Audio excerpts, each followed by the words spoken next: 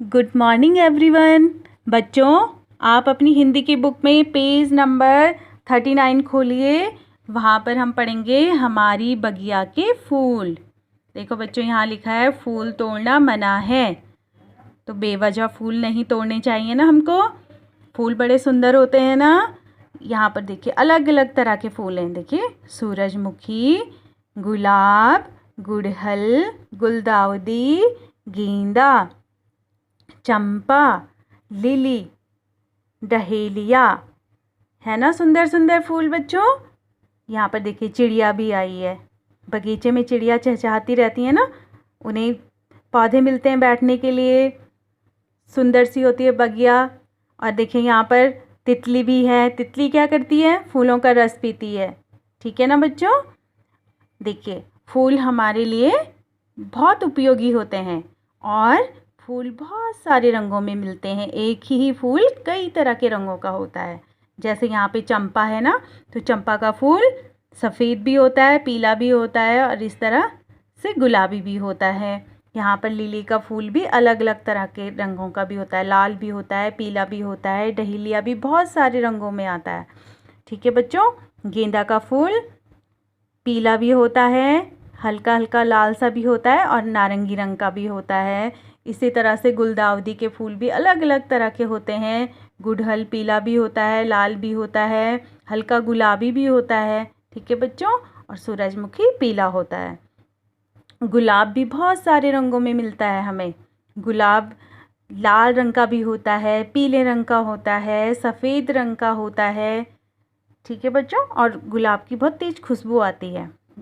तो गुलाब से rose water भी बनता है, गुलाब जल बनता है, गुलकंद बनता है। गुलाब बहुत सारी चीज़ों में काम आता है।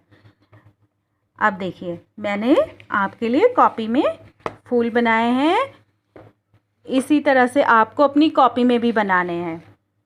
देखिए हमारी बगिया के फूल कि सूरजमुखी, फूल का नाम है सूरजमुखी। और किस रंग का है ये?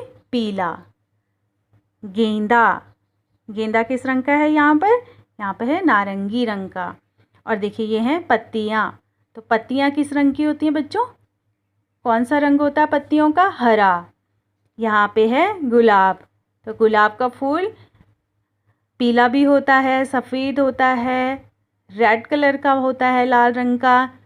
लेकिन यहाँ पर मैंने आपके लिए गुलाबी रंग का बनाया है ताकि आपको एक और रंग का नाम और उसे पहचानना आए।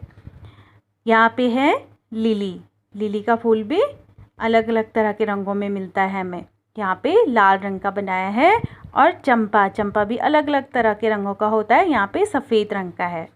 तो यहाँ पे आपने क्या सीखा बच्चों? यहाँ पे आपने सीखा 5 अलग अलग तरह के फूलों के नाम सीखे आपने रंगों के नाम सीखे। ठीक है बच्चों।